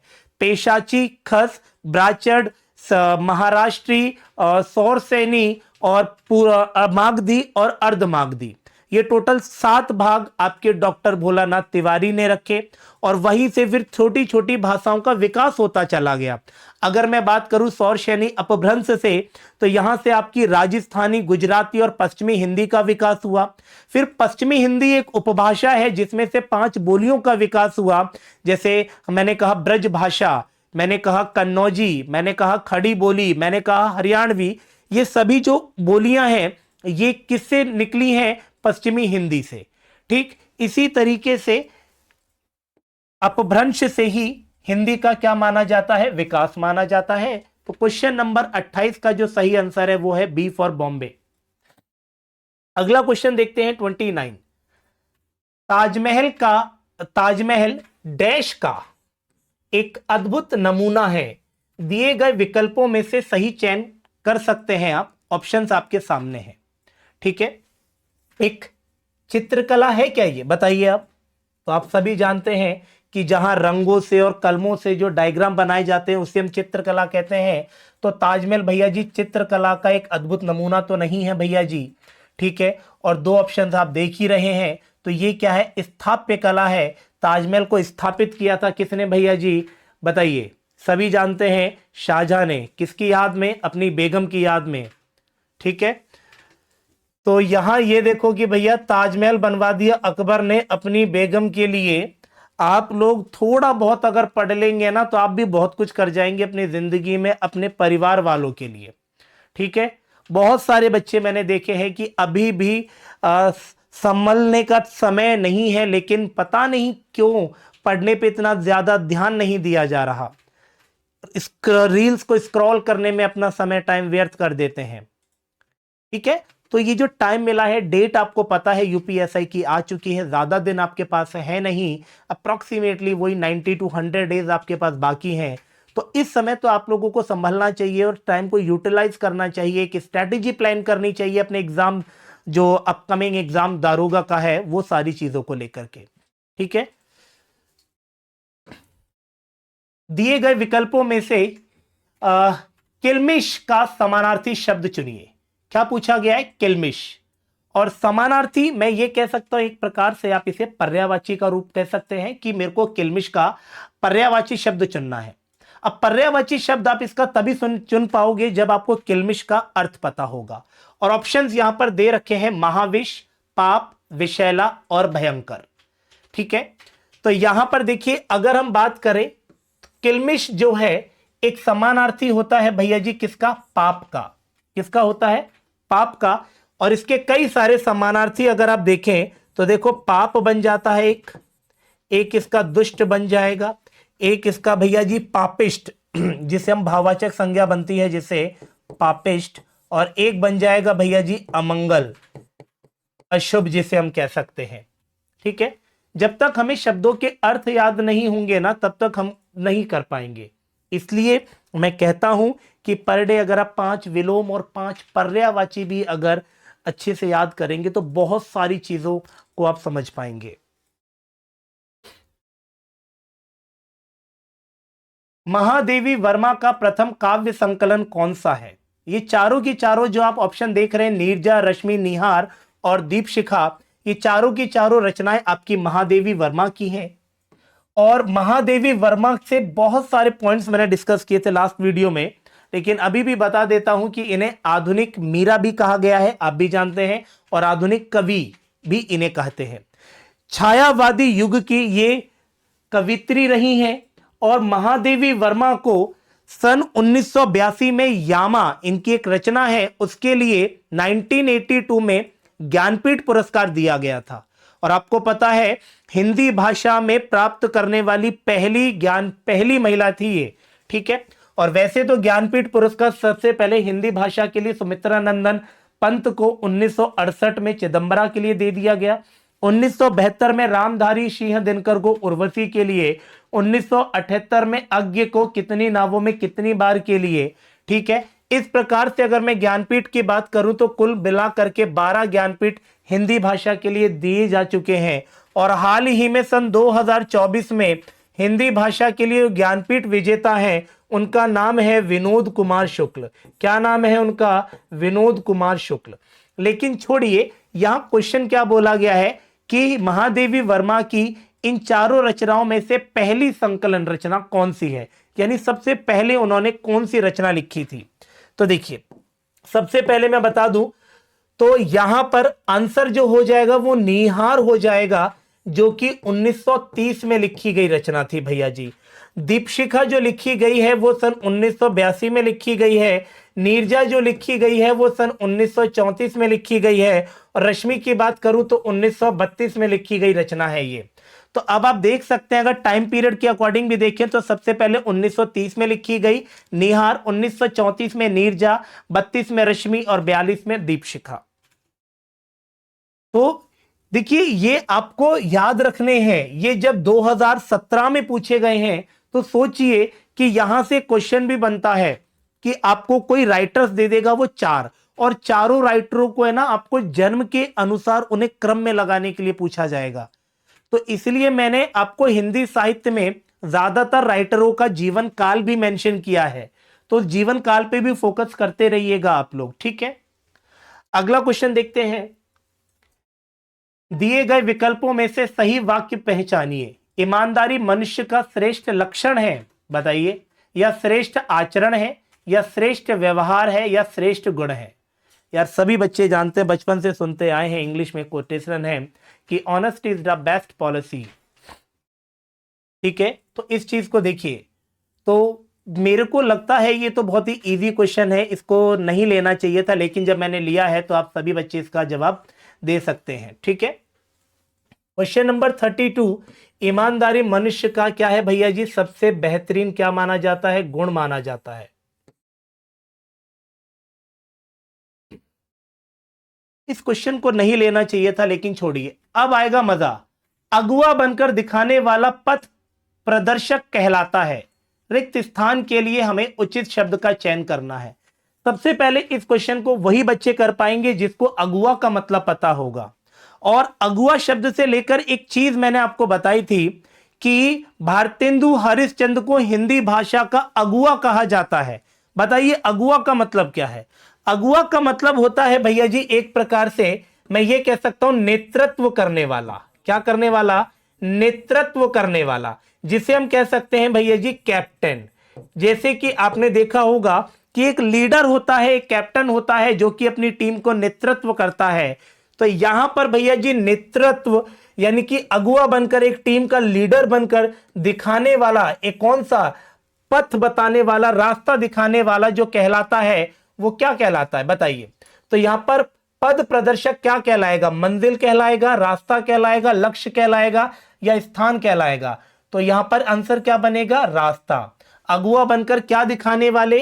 अगुआ बनकर डैश, यहां पर डैश होगा भैया जी, यहां पर थोड़ा सा मेरे को दिक्कत आ गई। यहां पर अगुआ बनकर डैश दिखाने वाले, मंजिल, रास्ता, लक्ष्य या स्थान। आंसर होगा आप लोगों का क्या भैया जी? रास्ता, ठीक। हिंदी का मानक रूप किस भाषा से विकसित हुआ है? बेहतरीन से बेहतरीन क्वेश्चन है। देखिए 14 दिसंबर 2017 में क्वेश्चन पूछा गया था, तो इसके लिए तो कुछ भी मत सोचिए। हिंदी का जो मानक रूप है बच्चों आप भी जानते हैं क्या है? खड़ी बोली, ठीक है। देखिए हिंदी की एक उपभाषा है, हिंदी की एक उपभाषा है जिसका नाम है पश्चिमी हिंदी। पश्चिमी हिंदी, और पश्चिमी हिंदी की ही भैया जी 5 बोलियां हैं। शॉर्टकट के लिए आप ऐसे लिख सकते हैं KBKBH। के से बनती है आपकी कन्नौजी, ठीक है। बी से बनती है भैया जी आपकी ब्रज भाषा, ठीक। के से बनती है आपकी खड़ी बोली, ठीक। बी से बनती है आपकी ब्रज भाषा, और एच से बनती है आपकी हरियाणवी। और आप देखिए हरियाणवी को ही भैया जी बांगरू के नाम से जाना जाता है। खड़ी बोली का अन्य नाम क्या है भैया जी? कौरवी। क्या है भैया जी? कौरवी। खड़ी बोली का नामकरण, खड़ी बोली किसने किया? कुछ लोग लल्लू का नाम ले लेते हैं, लल्लू सागर या लल्लू लाल का, कुछ लोग धीरेन्द्र वर्मा का नाम ले लेते हैं, ठीक है, ये वाली चीज। जबकि अवधि जो है, ठीक है, अवधि हमारी भैया किससे निकली है? पूर्वी हिंदी से निकली है। पूर्वी हिंदी की 3 बोलियां होती हैं अवधि, ठीक है। बी से आती है आपकी, जैसे कि पूर्वी हिंदी की बात करूं तो ए बी सी, ए से होती है अवधि, बी से होती है आपकी भगेली, राइट, बी से होती है भगेली, और सी से होती है बच्चों आप लोगों की छत्तीसगढ़ी। क्या होती है? छत्तीसगढ़ी। मोहन पिताजी को पत्र लिख रहा है। मोहन क्या कर रहा है इस समय? अपने पिताजी को पत्र लिख रहा है। तो इस क्वेश्चन में हमसे पूछा क्या गया है भैया जी?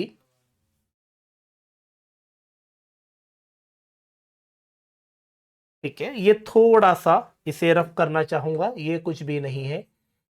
इसका मतलब यह है कि वाक्य में क्रिया का भेद बताना है हमें, बस इतना है, ठीक है। ये एक प्रकार से आप ये कह सकते हो कि वाक्य में क्रिया का डैश का भेद हुआ है, बस ये बताना है आपने। ये देखिए,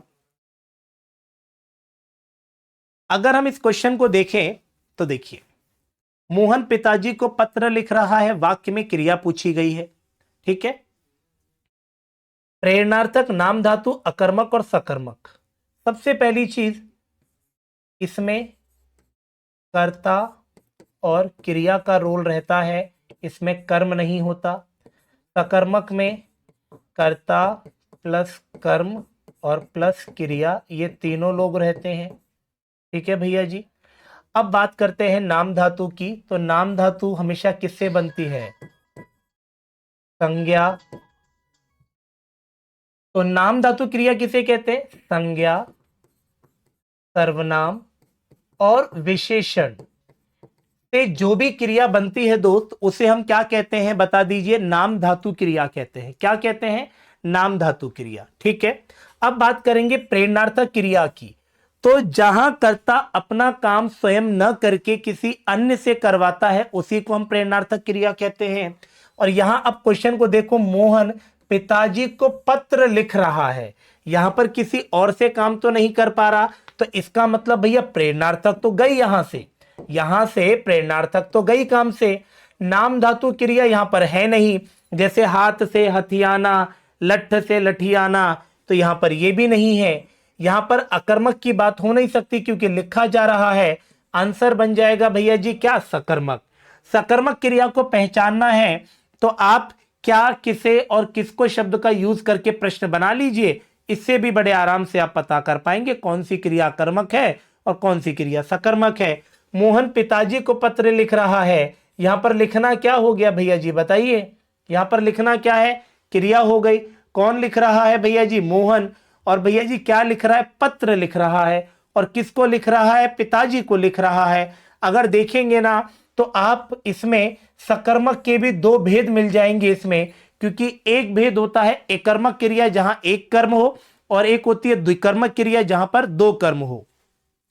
आंसर बन गया इसका डी फॉर दिल्ली, ठीक। अगला क्वेश्चन, विप्र शब्द को समानार्थी, यानी कि विप्र का मुझे क्या चाहिए भैया जी? एक समानार्थी शब्द चाहिए, यानी कि पर्यायवाची शब्द चाहिए, ठीक है। विधाता, याचक, ठीक है। विधाता तो पॉसिबल हो नहीं सकता, सहचर साथ में चलने वाला पॉसिबल नहीं है। याचक देख लीजिए, लग नहीं रहा। विप्र का आंसर होगा भैया जी ब्राह्मण। अगर मैं ब्राह्मण की बात करूं तो देखिए इसके कई पर्यायवाची हैं, जैसे विप्र का है, एक भूदेव है, एक भैया जी पुरोहित है, एक भैया जी महिषुर है इसका, और एक भैया जी आपका द्विज है। ये 2-4 मुझे याद है, महिषुर, द्विज, भूदेव और पुरोहित, ये सारे के सारे विप्र के यानी कि ब्राह्मण के क्या है? पर्यायवाची हैं। ये सारे के सारे इसके, ठीक है। विधाता का तो है ही नहीं, ये पॉसिबल ही नहीं था, इस वजह से इसे नेग्लेक्ट किया गया। साकेत महाकाव्य पर कवि मैथिली शरण गुप्त को कौन सा पारितोषक प्राप्त किया गया? बहुत बेहतरीन क्वेश्चन है। पारितोषक का मतलब है एक प्रकार से आप ये कह लीजिए, मैं अगर कहूं तो एक प्रकार से आप एक अवार्ड, लेकिन जैसे कि ज्ञानपीठ दिया गया है, साहित्य दिया गया है, वैसे ही एक अवार्ड है, ठीक है, तो इसमें कौन सा अवार्ड दिया गया है ये इसमें पूछा गया है।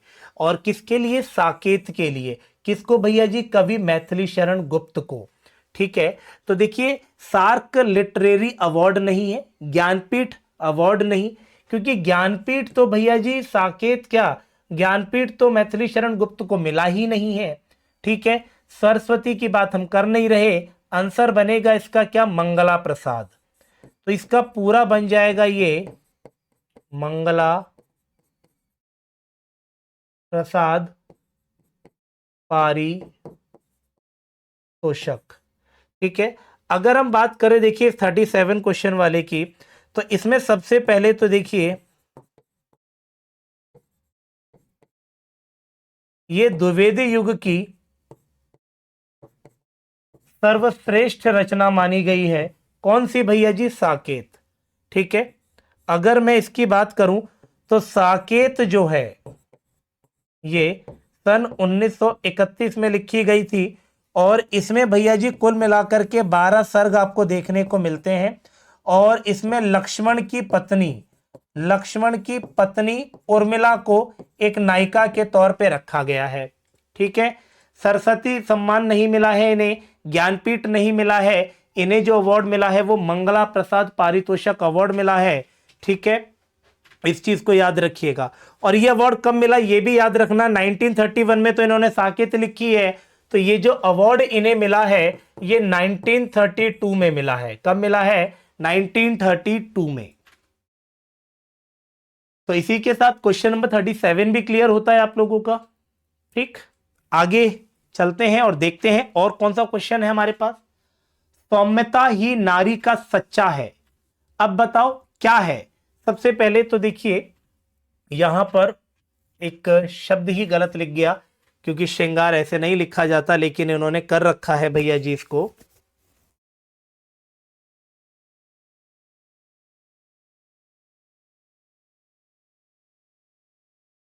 चलिए, तो सौम्यता ही नारी का क्या है भैया जी? एक सौंदर्य है, श्रृंगार है, या आभूषण है? क्या है बताइए। तो सौम्यता का मतलब सबसे पहले हम लोग जान लेते हैं।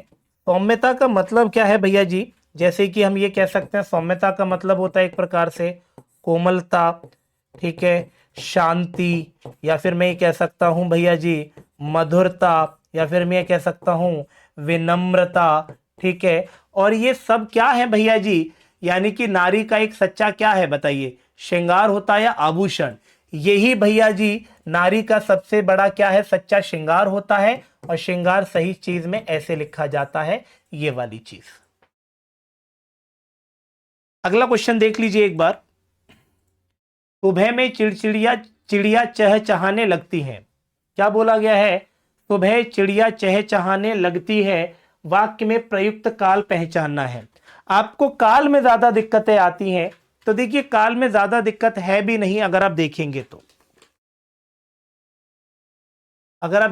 तो आपको काल में ज्यादा कोई दिक्कत आएगी भी नहीं।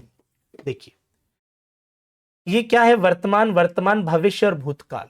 ठीक है, तो सबसे पहले मैं आपको बात बता देता हूं कि अपूर्ण वर्तमान की जो ट्रिक होती है वो क्रिया के साथ आप ये कह सकते हैं अपूर्ण वर्तमान, क्रिया प्लस रहा है, रही है और रहे हैं, अगर ये लग जाए तो बड़े आराम से पहचान सकते हैं कि ये अपूर्ण वर्तमान है। सामान्य वर्तमान क्या है? क्रिया के साथ का है, ती है और ते है। अब यहां पर क्या लगा है? ती है लगा है, आंसर बन गया भैया जी सामान्य वर्तमान। सामान्य भविष्यकाल की अगर बात करूं तो यहां पर क्या है? गा, गी, गे, एगा, एगी, एंगे। जैसे मैंने कहा कि बच्चों कल उत्सव होगा, ये क्या है? ये आपका सामान्य भविष्यकाल है।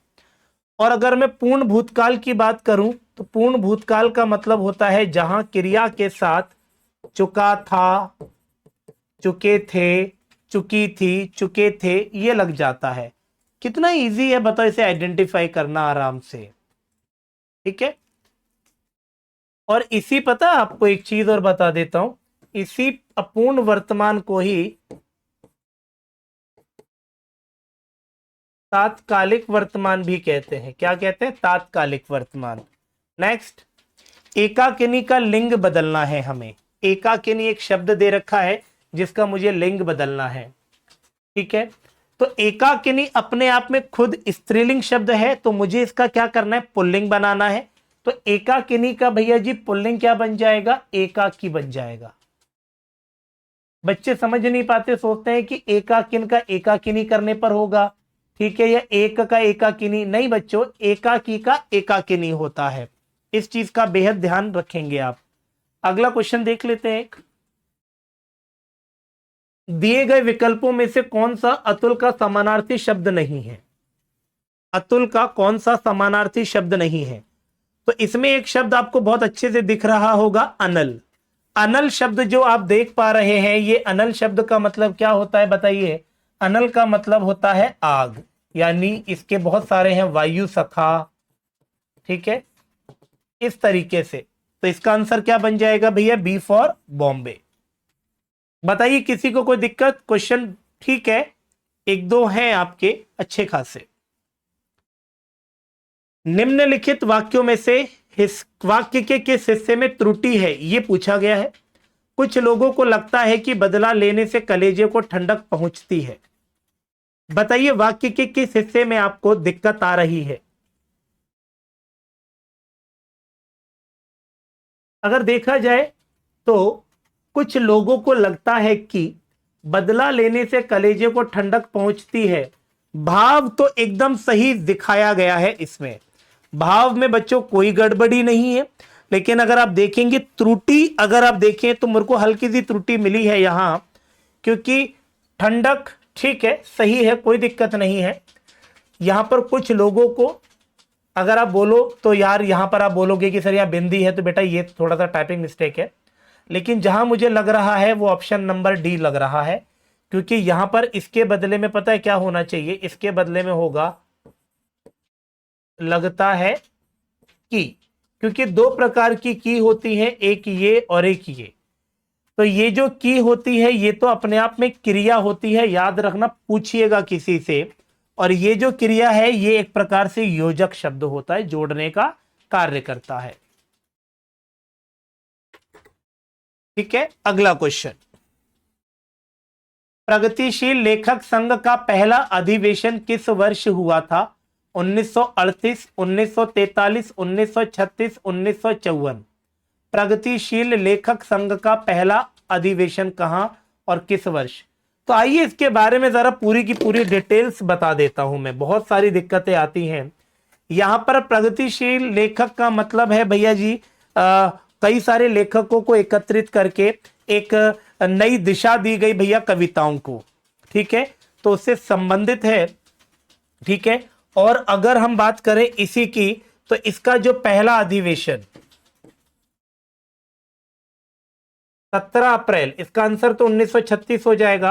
1936 में इसका पहला अधिवेशन हुआ था, और इसकी जो अध्यक्षता की थी वो भैया जी आपके मुंशी प्रेमचंद ने की थी।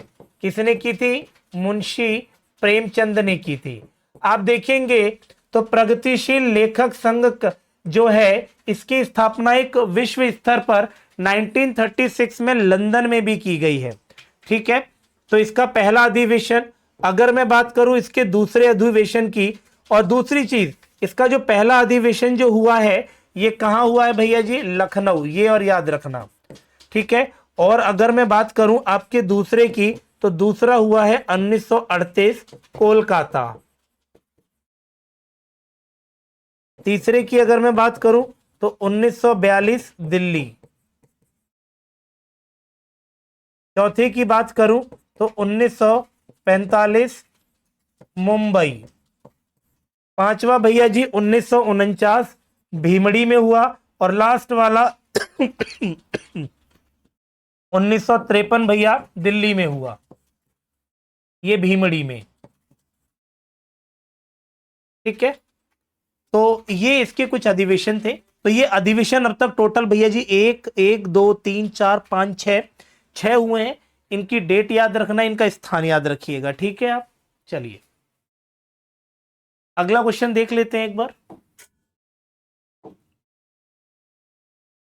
जिन वाक्यों में एक वाक्य व्याकरण की त्रुटि से अशुद्ध है उसे हमें पहचानना है। तो भैया प्लीज फटाफट से उस क्वेश्चन को आप देखिए और पहचानिए और मुझे बताइए क्या उसका सही जवाब है और क्या उसका सही जवाब नहीं है। तो ऑप्शन नंबर ए से स्टार्ट करते हैं, धीरे धीरे हम लोग सारे के सारे ऑप्शंस को देखेंगे। शादी के कार्यक्रम 10 दिनों तक चलता रहा। देखो अगर आप देखेंगे पहली बारी में पढ़ के ही मेरे को तो दिक्कत आ रही है, लेकिन फिर भी हम लोग बाकी चीज पढ़ लेते हैं। भारतीय परंपरा के अनुसार मनुष्य को परम सत्ता का साक्षात ज्ञान हो सकता है। इसमें किसी प्रकार की त्रुटि तो मुझे लगी नहीं। जब जातिवाद पनपता है तो वह किसी दूसरी जाति के खिलाफ ही पनपता है, ये बात हकीकत है और ये कोई दिक्कत भी नहीं है। महाभारत हिंदुओं का एक प्रमुख काव्य ग्रंथ माना गया, बिल्कुल सही है। देखिए इन तीनों को पढ़ा तो पढ़ने में भी, फ्लो में भी आपको पता चल गया होगा कि कोई गलती नहीं, गलती जो नजर आई हमें वो इसमें आई। शादी के कार्यक्रम, शादी के नहीं होना चाहिए बच्चा, यहां शादी का होना चाहिए कि शादी का कार्यक्रम 10 दिनों तक चलता रहा। तो ऑप्शन नंबर ए इसका सही जवाब रहेगा क्वेश्चन नंबर 44 का। ठीक, आगे बढ़ते हैं अगला क्वेश्चन। मामा का बहुवचन बताएं। देखिए एक शब्द मैंने बोला था ना, याचना। याचना का क्या था, याचना, और ये मैंने बोला भी था स्टार्टिंग में कि कुछ ऐसे शब्द होते हैं जिनका दोनों वचनों में एक ही रूप होता है, जैसे मामा, पिता, दादा, मौसा, ठीक है, ये सारी चीज, ताऊ, दाता, योद्धा, जामाता। तो इसका क्या हो जाएगा भैया जी, मामा बन जाएगा। गण शब्द तो पता है, विद्यार्थी गण, कर्मचारी गण इसके साथ लगेगा। अधिकारी वर्ग लग जाएगा। अमीर लोग, गरीब लोग, असभ्य लोग, इनके साथ ये लोग शब्द लगता है मेरे दोस्त। दिए गए वाक्यों विकल्पों में से रेखांकित शब्द जो प्राय एक वचन में ही प्रयुक्त होते हैं उसका चयन करना है। देखिए यहां पर मुझे नॉलेज है लेकिन अंडरलाइन नहीं है, मैं बता देता हूं। यहां पर एक तो देखो होठ को अंडरलाइन किया गया है, एक अक्षत को, एक दर्शन को, और एक भैया जी किसको, वर्ष को। तो सॉरी वर्ष, इस वर्ष भी उड़ीसा, ये वर्षा को। तो यहां पूछा गया है कि एक वचन में प्रयुक्त होने वाला शब्द बता दीजिए। अक्षत यानी कि चावल जिसका खंडन ना हो, इस तरीके से। ओठ आप जानते हैं कि आपके होठ तो बड़े आकर्षक है, होठ का मतलब होता है लिप्स। दर्शन, तो देखिए ये तीनों की तीनों जो हैं ये सदैव बहुवचन में प्रयुक्त होते हैं। किसमें, बहुवचन में। लेकिन अगर मैं बात करूं ऑप्शन नंबर ए, इसका सही जवाब होगा। वर्षा एक ऐसा शब्द है जो एक वचन में प्रयुक्त होता है। इसमें बहुत सारे शब्द हैं, जैसे वर्षा हो गया, प्रेम हो गया, जनता हो गया, ये सारे के सारे आपके एक वचन हैं। इनके साथ साथ अगर देखेंगे समाचार हो गया, होश हो गए, रोग हो गए, केश हो गए, ये आपके बहुवचन में रहते हैं। ये सारी चीज तो देखो मैं आपको बता भी चुका हूं, याद होनी चाहिए, फर्राटेदार याद होना चाहिए कि एग्जाम में क्वेश्चन देखो और तुरंत टिक कर दो। वहां ज्यादा हल्ला हुबारा नहीं करना, सोचने का टाइम नहीं लेना है आप लोगों ने बेटा, ठीक है। नहीं पराग नहीं मधुर मधु, नहीं विकास निकाल, अली कली ही सौ विंध्यो, आगे कौन हवाल। बताइए कौन सा अलंकार है। सबसे पहली चीज तो ये जो पंक्ति है ये बिहारी लाल की है। बिहारी लाल के द्वारा एक पुस्तक लिखी गई है भैया जी, बिहारी सतसई, जिसमें 719 दोहे का वर्णन किया गया है, ठीक है। और उसी में से एक दोहा है ये। आपको पता होगा कि बिहारी जी अकबर के शासनकाल से निकलते हुए यानी जाते हुए राजा जयसिंह के दरबार में पहुंचे थे। किसके, राजा जयसिंह के दरबार में पहुंचे। और राजा जयसिंह के दरबार में जब वो पहुंचे तो देखिए वहां से इन्हें एक फेम मिला। मैं ये कहता हूं फेम मिलने का एक टाइम पीरियड होता है सभी का, तो इन्हें वहां से एक फेम मिला। और फेम ये था कि राजा जयसिंह जो है वो अपनी पत्नी के प्रेम प्रसंग में कुछ इस प्रकार से लीन थे कि उन्हें अपना राजभार कुछ दिखाई नहीं दे रहा था। तब जाकर के उनकी इस उलझन को जो दूर किया वो बिहारी जी ने एक दोहे के माध्यम से किया, और वो दोहा कुछ इसी प्रकार से था, ठीक है। और मैं आपको सबसे पहले बता देता हूं बच्चों, ये जो है वो एक अनियुक्ति अलंकार है। यानी कि किसी के ऊपर रख करके कहने वाली बात कोई अनियोक्ति कहा जाता है। अगर आप अनियोक्ति को तोड़ोगे तो अन्य धन उक्ति में टूटेगा। दूसरी चीज अगर मैं आपको बताऊं इसका मतलब, तो राजा जयसिंह को यह समझाते हैं कि एक कली है, कली अभी फूल नहीं बनी है और जो भौरा है वो उसके चारों तरफ मंडरा रहा है। भाई अभी तो वो कली है, अभी तो उसमें मकरंद नहीं है, अभी उसमें शहद नहीं है, अभी उसमें मीठापन नहीं है, और तुम फिर भी उसके चक्रव्यूह में फंसे जा रहे हो।